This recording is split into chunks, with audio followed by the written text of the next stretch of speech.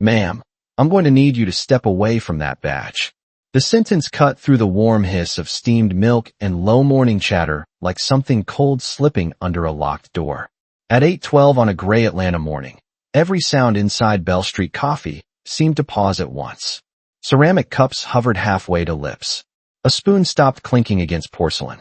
Even the grinder behind the counter fell silent for one strange second, as if the room itself had heard trouble before anyone understood it. Naomi Brooks turned slowly from the pickup counter, one hand wrapped around a fresh cup of black coffee, the other near the leather credential holder clipped inside her blazer. She stood tall and composed in a navy jacket, pressed slacks, and low heels built for long federal hallways, not for being singled out in public before sunrise. There was nothing loud about her, nothing flashy, nothing that begged for attention. But there was something unmistakable in the way she carried herself, the kind of calm that came from years of walking into rooms where people talked too much until she arrived. Officer Kyle Mercer noticed that calm and mistook it for defiance. He was white, broad-shouldered, and already wearing the expression of a man who had decided the story before hearing a single word. His patrol uniform looked crisp under the hanging Edison bulbs, badge bright against his chest, jaw set like he was performing for an audience he believed would back him no matter what. Two people near the pastry case exchanged a glance. A barista named Lily froze with an oat milk carton still in her hand. Naomi's coffee sent up a slow ribbon of steam between them, carrying the bitter smell of dark roast and something sharper now, the metallic taste of humiliation trying to enter the room. I said step away from the badge, Mercer repeated, louder this time, and now people were looking openly. Naomi blinked once, not startled, not offended in any visible way, just measuring. She had seen that tone before in airports, hotel lobbies, parking garages, places where men in authority confused suspicion with instinct and prejudice with procedure. She lowered the cup slightly and met his eyes. Officer, I'm exactly where I'm supposed to be, she said, her voice low and even, the kind that didn't need volume to carry. That should have ended it. It should have given him a clean, easy exit back to the door and the dignity of pretending he had simply misunderstood. But Mercer leaned in instead, gaze dropping to the edge of the credential case visible inside her blazer pocket, and the corner of his mouth lifted in a humorless smile. Funny, he said, because people with real federal credentials usually don't look like they're hiding something in a coffee shop. The words landed heavier than the room was ready for. Somewhere near the window, a chair leg scraped softly against the floor. Someone unlocked a phone. Naomi did not move. Not an inch. The fluorescent reflection from the pastry case glass caught the gold letters on her case for half a second, then disappeared. Outside, rain tapped lightly against the front window. Inside, all the warmth drained from the air. And when Naomi finally lifted her chin and answered him, there was something in her stillness that made the entire shop understand this was no ordinary stop, and that Officer Kyle Mercer had just walked into the worst mistake of his career. Naomi did not reach for the credential case. She did not raise her voice, did not roll her eyes, did not offer the kind of nervous smile people often used when they wanted authority to soften. She simply stood there with that cup warming her palm and looked at Officer Mercer as if she were giving him one last chance to hear himself clearly. Up close, she looked younger than the title she carried and older than the patience this moment deserved. A faint silver streak at her temple caught the cafe light when she turned her head. Her watch was plain, her wedding band absent, her face composed in the careful way of someone who had learned long ago that the world read black women twice and forgave them half as much. She had been awake since 5:30, gone over briefing notes in the dark, answered 2 secure calls from D.C., and driven through downtown Atlanta before the traffic thickened. Also, she could arrive prepared for a 9 o'clock interagency meeting 3 blocks away. The coffee had been the only ordinary part of her morning. Bell Street Coffee was supposed to be a quiet stop, a familiar place with walnut counters, soft jazz, and the smell of cinnamon drifting from the pastry shelf. She had come in because the woman at the register remembered her order, and because, for 7 minutes on most Thursdays, she could feel like a citizen instead of a symbol. Lily Hart knew her only as Naomi, the polished woman who always said thank you, tipped in cash, and stepped aside for whoever was behind her in line. She did not know that the woman now standing under public scrutiny supervised federal operations across 3 states. She only knew that Naomi never rushed the staff, never talked down to anyone, and never carried herself like someone who needed to prove she mattered. That was why the shift in the room felt so wrong. Mercer was not reading a threat. He was writing one. His hand hovered too close to Naomi's sleeve, not touching, but invading the small space that belonged to her. The radio on his shoulder crackled and faded. Rain traced thin lines down the front window behind him, blurring the street into streaks of gray and red brake lights. A man in a Braves cap near the door looked down at his muffin and pretended not to hear. A young woman by the cream station quietly angled her phone camera higher. Naomi noticed all of it. She noticed Lily swallowing hard behind the espresso machine. She noticed the rookie officer just outside, half turned toward the sidewalk, suddenly alert to the tone inside. She noticed, too, the way Mercer kept glancing at her badge case instead of her face, as if the object offended him more than the person holding it. That was the oldest trick of power. Make the proof seem suspicious, then make the person carrying it seem dangerous. Naomi drew one slow breath, the kind that settled her shoulders without moving them, and when she spoke again, her voice was calm enough to make the whole room lean closer. "Officer, I am on my way to a federal meeting in 11 minutes. You can step back now, or you can make this harder for yourself." Mercer stared at her for a beat, then gave a short laugh that had no humor in it at all. And from the look that passed across his face, Naomi understood he had no intention of stepping back. Mercer's laugh was soft, but it carried the ugly confidence of a man who had spent too many years mistaking unchecked authority for good judgment. He shifted his weight and squared himself in Naomi's path, turning a narrow space between the pickup counter and the front door into something that felt suddenly official, suddenly public, suddenly dangerous in the quiet way only humiliation could be. "Harder for me," he said, voice rising just enough to reach the back tables. "No, ma'am. What makes this harder is when somebody flashes something that does not add up and expects me not to ask questions." Naomi set her coffee carefully on the walnut counter beside the napkin stand. The lid clicked once against the rim. That tiny sound seemed louder than it should have. "Ask your questions," she said. "But do it lawfully, and do it with respect." The words were clean, measured, and final. For a brief second, the room held still again, as if even strangers hoped he might hear the exit hidden inside them. Mercer did not.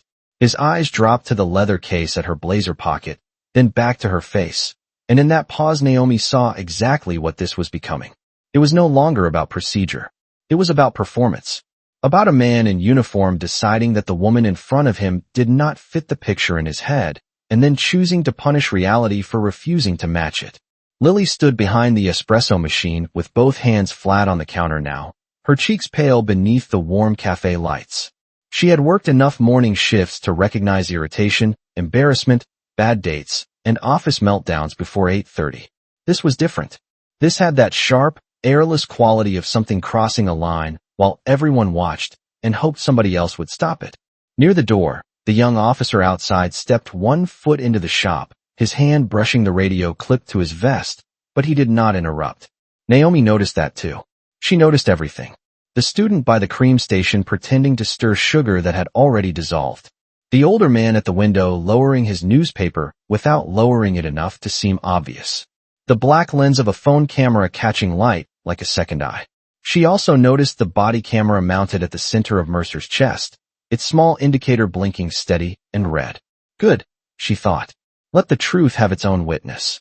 "Show me the credentials," Mercer said. "Now." Naomi did not flinch. "You can see enough to know what they are," she replied. "And you have already heard enough to understand who I am." Mercer gave a short shake of his head. "That is not how this works." Naomi's gaze sharpened, not with anger, but with the fatigue of someone who had spent a lifetime being forced to make other people comfortable with facts they should have accepted on sight. "No," she said quietly. "That is exactly how this works. You assess, you verify, and you do not create suspicion because a black woman in a tailored blazer makes you uncomfortable before breakfast." That landed. Not like a slap, not like a threat, but like a mirror set down in the center of the room. Mercer's jaw tightened. His neck flushed above the collar. The rookie officer's eyes shifted from Naomi to the badge case and back again. Lily's mouth parted as if she wanted to say something, then closed. Outside, a city bus sighed to a stop in the rain, releasing a hiss of air against the curb. Inside, Mercer took one step closer, lowering his voice in a way that made it more cutting, not less. You should think very carefully about what you are accusing me of. Naomi lifted her chin, steady as polished stone. I already have, she said. The better question is whether you have thought about what happens next. For the first time since he had spoken to her, Mercer seemed to understand that the room was no longer fully his. He could still feel people watching, still feel the weight of the uniform on his shoulders, still hear the authority in his own voice. But something had shifted. The atmosphere had thinned around him.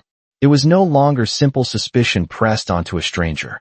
It was something documented now, something reflected in windows, phone screens, and the widening eyes of people who had come in for coffee and found themselves sitting inside a mistake. Naomi saw the change and did not smile. She had no interest in scoring a point. She wanted only what she had wanted from the beginning. A normal morning, a hot cup of coffee, and enough dignity to walk out the front door without being turned into someone else's lesson. But Mercer was not ready to release the scene he had created. Men like him rarely were. They mistook retreat for humiliation and escalation for control. All right, he said, drawing the word out as if patience itself belonged to him. If this is all so official, then you will not mind handing those credentials over so I can inspect them properly. Naomi's eyes dropped briefly to the leather case at her pocket and then rose again. No, she said. It was one syllable, clean and immovable. Not dramatic. Not loud. Just final. Mercer's expression hardened. No. Naomi folded one hand lightly over the other in front of her, a posture so calm it almost looked like prayer. You do not get to seize federal credentials from my person because you decided to build a story out of your own assumptions. You can call a supervisor. You can verify through the proper channels. You can step aside and preserve what remains of your judgment. Those are your options.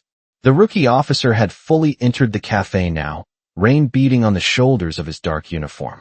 His name tag read Evan Cole, and he looked younger than the badge pinned to his chest, young enough that his discomfort still showed plainly before experience taught him how to hide it. His gaze moved to Naomi's credential case, then to Mercer's face, then down to the blinking body camera. Naomi noticed the hesitation in him, the beginning of recognition, the quiet panic of a man realizing he had arrived in the middle of something that would not stay local for long. Lily reached beneath the counter and turned down the jazz that had still been playing in the background, low and brushed and absurdly gentle under the tension. The sudden quiet made every word sharper. Somewhere near the back, a pastry bag crinkled. A delivery truck rolled past outside, tires hissing across wet pavement. Naomi's phone vibrated once inside her tote bag resting on the stool beside the window. She knew without checking that it was time. 8:23. 7 minutes until she was expected in a secure conference room with city officials, task force leads, and one assistant director who did not tolerate delays without explanation. She thought of the briefing folder on the passenger seat of her sedan, the names highlighted in yellow, the maps, the sealed notes, the work waiting for her 3 blocks away. Then she looked back at Mercer and saw the stubborn satisfaction in his eyes, the small thrill of a man who believed he still held the center of the frame. Naomi tilted her head slightly. Officer Mercer, she said, reading his name from the silver tag above his pocket. I am giving you one more chance to correct this while it is still only embarrassing. That word hit harder than anger would have. Mercer straightened as if she had challenged not his conduct, but his identity. His lips thinned. And I am telling you, he replied, that until I know who you really are, nobody is going anywhere. Naomi's gaze did not waver. In the reflection of the front window, she could see Lily, Evan, the raised phones, the blurred red of a traffic light outside, and one more figure approaching through the rain on the sidewalk with quick, purposeful steps. She did not turn toward the door yet. She did not need to. Something in the room had already begun to change. The figure outside moved fast through the rain, dark coat open, phone pressed to one ear, but Mercer still had not noticed him. He was too fixed on Naomi, too committed to the version of the morning he had already chosen, and that made the silence in the cafe feel even stranger, like the air itself was bracing for impact. Naomi kept her shoulders relaxed, though the muscles along her spine had gone tight, with that old familiar calculation black professionals learn too early. How much truth could a room tolerate before it punished the person speaking it? Her phone vibrated again inside the tote bag by the stool, longer this time, then stopped. She did not reach for it. She knew the pattern. Someone in the task force was asking where she was. Someone was checking the time. Someone was beginning to understand that the one person in the room who never arrived late had not yet walked through the door. Last chance, Mercer said. The words clipped now, each one sharpened by embarrassment. Produce the credentials, or I will treat this as obstruction. Naomi let the statement hang there, giving it just enough space for the witnesses to hear exactly what he had said. Lily heard it. Evan Cole heard it. The student by the cream station heard it, and adjusted his grip on the phone so the frame caught both faces clearly. Naomi looked at Mercer for a long second, then turned her eyes to the small black lens blinking on his chest. Then make sure your report matches your camera, she said. The color shifted in Evan's face at that. He stepped closer, not enough to challenge Mercer, but enough to see the edge of the credential case where the gold seal had become more visible beneath Naomi's blazer. His mouth parted slightly. He knew that seal. Maybe from the academy, maybe from a federal briefing, maybe from some training slide shown too fast to matter until the exact wrong moment made it matter all at once. Sir, Evan said carefully, maybe we should verify through dispatch first. Mercer did not look at him. I did not ask for advice. Evan went quiet, but Naomi caught the regret in his eyes. He was not brave yet, but he was no longer blind. That mattered. Across the cafe, Lily set down the oat milk carton and came around the end of the counter with both hands visible, her apron dusted faintly with flour from the pastry tray. Her voice shook when she spoke, but she spoke anyway. Officer, she has been standing here the whole time. She did not do anything wrong.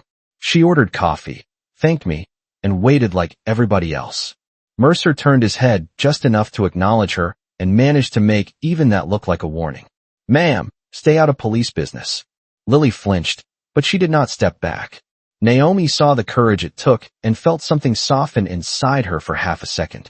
Ordinary people were always told not to interfere with power. It was one of the reasons power got away with so much. Naomi drew a slow breath and glanced toward the rain-streaked window again. The man outside had reached the door now. He paused with one hand on the handle, eyes scanning the room through the glass, and in that brief pause Naomi recognized the posture immediately. Federal. Not from the suit. From the stillness. From the way he observed before entering. Mercer was still speaking, still framing her as a problem he could contain, still unaware that the room had already moved beyond him. Naomi lifted her chin and, for the first time since this began, let a note of iron enter her voice. Officer Mercer, she said, calm as courthouse stone, you are not stopping a morning customer anymore. You are standing in the way of a federal chain of command, and in about 3 seconds, you are going to understand exactly what that costs. The door opened with a soft hydraulic sigh, and for one suspended second nobody in the cafe seemed to breathe.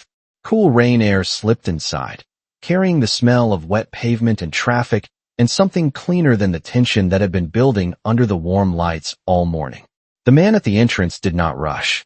He stepped in, closed the door behind him, and let his eyes move once across the room in a sweep so quick and precise it barely looked like movement at all. Dark overcoat, charcoal suit, silver tie, no wasted motion. He did not carry himself like a customer, and he did not carry himself like local law enforcement either. There was a steadiness to him that belonged to rooms with sealed folders and quiet decisions. Naomi saw him fully now and said nothing. She did not need to. The smallest change passed across her face. Not relief exactly, but confirmation. Mercer noticed it too, and that was the first moment uncertainty touched him in a way pride could not hide. Not enough to stop him. Not enough yet.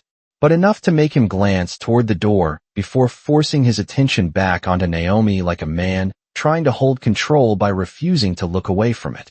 The newcomer lowered the phone from his ear and slipped it into his coat pocket.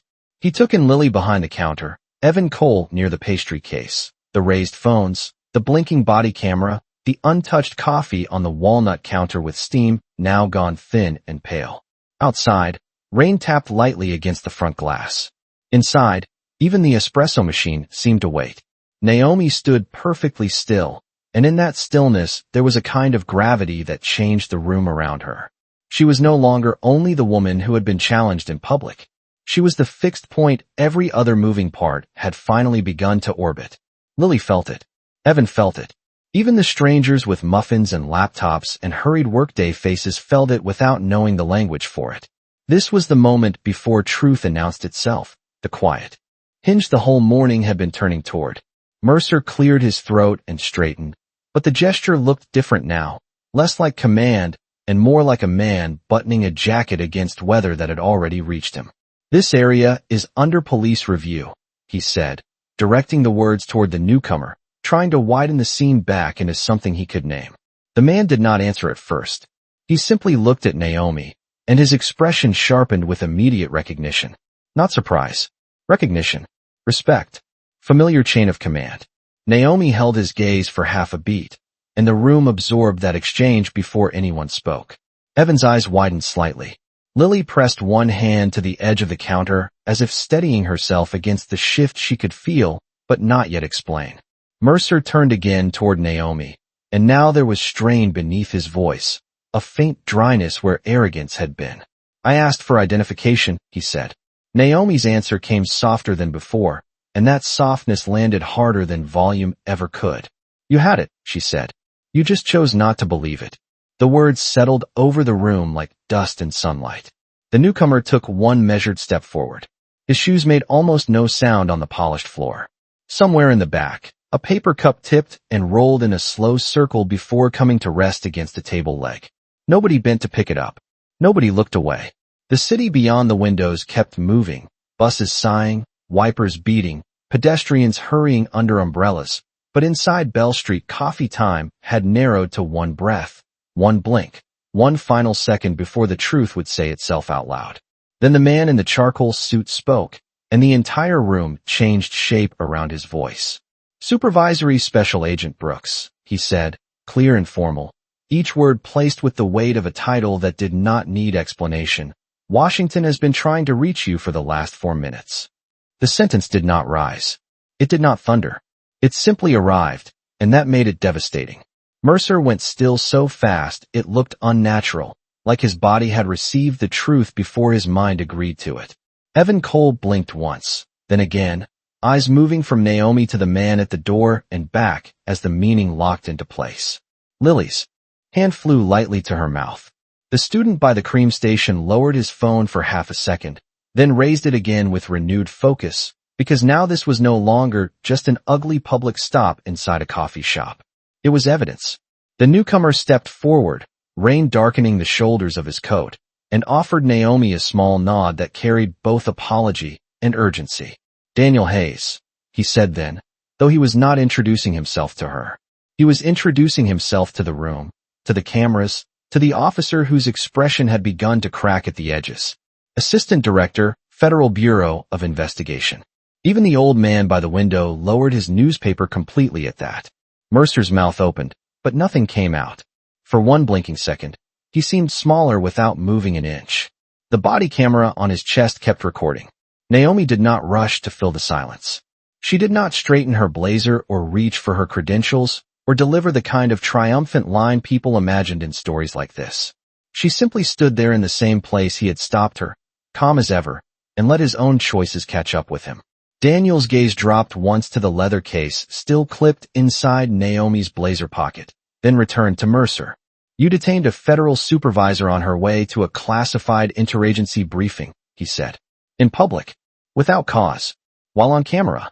The words were clinical, almost dry, and somehow that made them hit harder.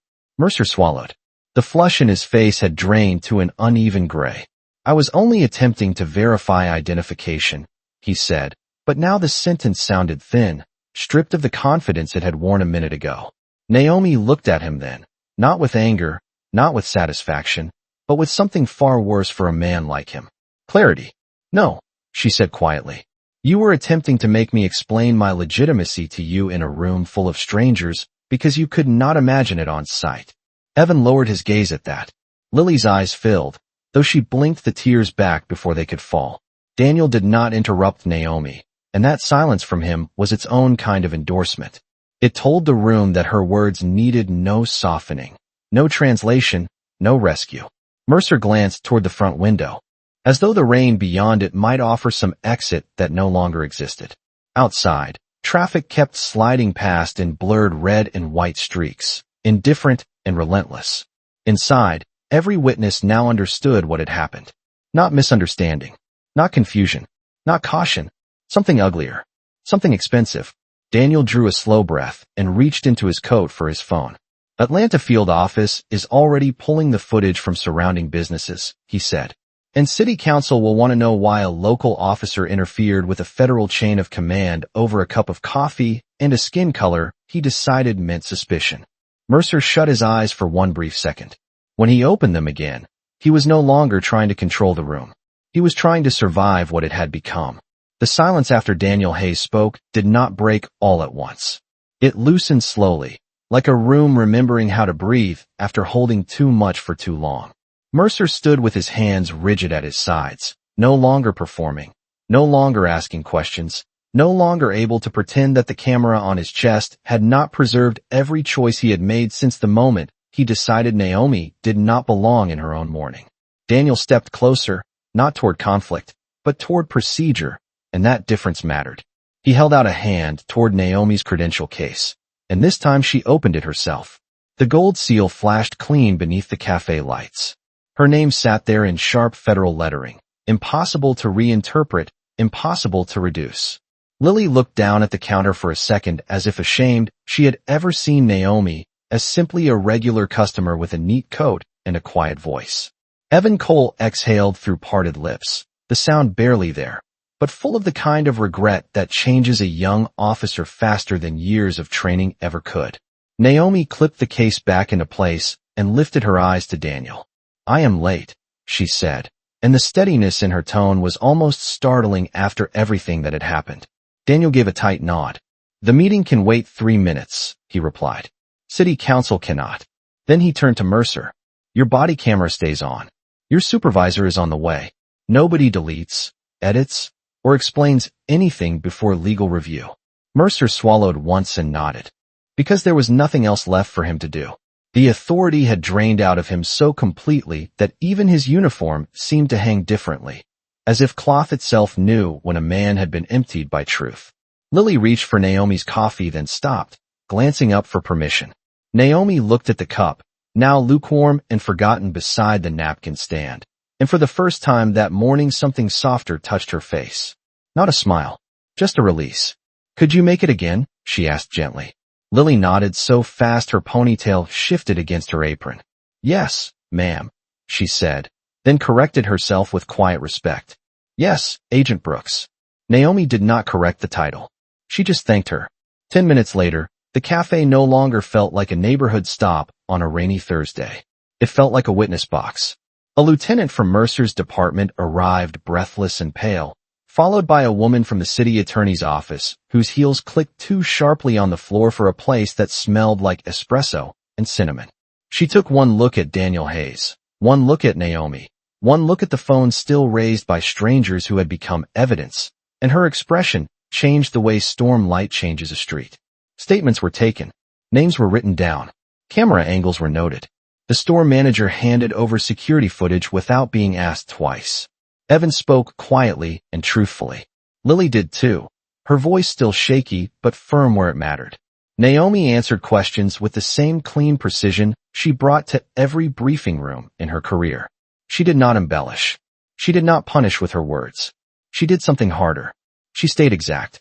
By noon, clips from the cafe had reached command staff. By 1:30, Internal Affairs had opened a formal investigation. By mid-afternoon, city officials were no longer asking whether the situation looked bad. They were asking how expensive it was about to become. Daniel walked Naomi the last half block to the federal building under a gray umbrella while traffic whispered by on wet streets. "You handled that with more grace than they deserved," he said. Naomi adjusted the strap of her tote and looked straight ahead at the government building rising through the rain. "Grace is not the point," she answered. "The record is." And somewhere across downtown, inside offices, lined with dark wood and legal pads and tightening jaws, The city was beginning to understand just how costly one public lie could become when the truth had witnesses. 7 months later, the rain was gone. Atlanta wore late afternoon sunlight like polished brass, warm across courthouse steps and bright on the glass towers downtown. But inside the federal conference room the light fell softer, filtered through half-drawn shades and the steady hush of central air. Naomi Brooks stood at the end of a long walnut table reviewing a stack of final documents while the city's attorneys gathered their folders with the careful movements of people who had run out of arguments 3 meetings ago. No one in the room spoke above a murmur. The number sat on the settlement page in clean black print, exact and irreversible, $5.6 million. It looked almost too simple on paper for something that had cost so much more than money. Reputation, trust, careers, public confidence, the illusion that a woman like Naomi could move through an ordinary morning without being asked to justify her right to exist inside it. Daniel Hayes stood near the window, jacket unbuttoned, watching downtown traffic thread between buildings 40 floors below. When the last signature dried, one of the city lawyers cleared his throat and slid the document toward Naomi with both hands, as if respect had finally learned the shape it should have taken from the start. On behalf of the city, he said, voice thin with formality, we acknowledge misconduct, unlawful detention, and discriminatory conduct that caused measurable professional and personal harm. Naomi listened without expression. She had heard versions of apology before, polished by counsel and softened by legal language until the truth inside them barely breathed. But this one came attached to a record, to footage, to witness statements, to a number large enough that even City Hall had stopped pretending what happened in that coffee shop was complicated. It had not been complicated. It had been clear. That was why it had become expensive. Naomi signed where she needed to sign, closed the folder, and thanked no one for learning the obvious so late. She did not smile. She did not gloat. She simply gathered the papers and stepped into the hallway, where the federal seal gleamed faintly at the far end and the carpet muted every footstep into something private. Daniel joined her a moment later. You could have asked for more, he said quietly. Naomi looked down the corridor, where sunset lights stretched in amber bars across the wall, and thought of Bell Street coffee, of steam rising from a fresh cup, of Lily Hart standing straighter when she testified, of Evan Cole speaking the truth before anyone asked him twice, of one body camera blinking red, while a whole city forgot that dignity leaves a record when it is denied in public. It was never about more, she said. It was about having the truth written somewhere nobody could erase. Daniel studied her for a second, then nodded. He had stopped trying to improve her sentences months ago. Downstairs, the revolving doors breathed warm air in from the street. Naomi stepped outside alone and crossed toward the corner where Bell Street Coffee still sat tucked beneath a red brick building, quiet between a florist and a tailor shop. The bell above the cafe door gave a soft, familiar chime when she entered. The room smelled of espresso, cinnamon, and clean wood. Lily looked up from the register, froze for half a heartbeat, then smiled with something deeper than recognition. On the house this time, she said, already reaching for Naomi's usual order. Naomi rested one hand on the counter and glanced toward the window where rain had once streaked the glass and strangers had watched her be measured by someone else's prejudice. Now the late sunlight lay there instead, warm and gold and still. She took the cup when Lily handed it over, thanked her, and stood in the hush for one extra breath before turning back toward the door. Outside, traffic moved. Inside, the coffee steamed gently against her palm. And in the silence between those two worlds, justice no longer sounded loud at all. It sounded like a woman walking away with her head high, while a city carried the cost of having looked at her and chosen not to see.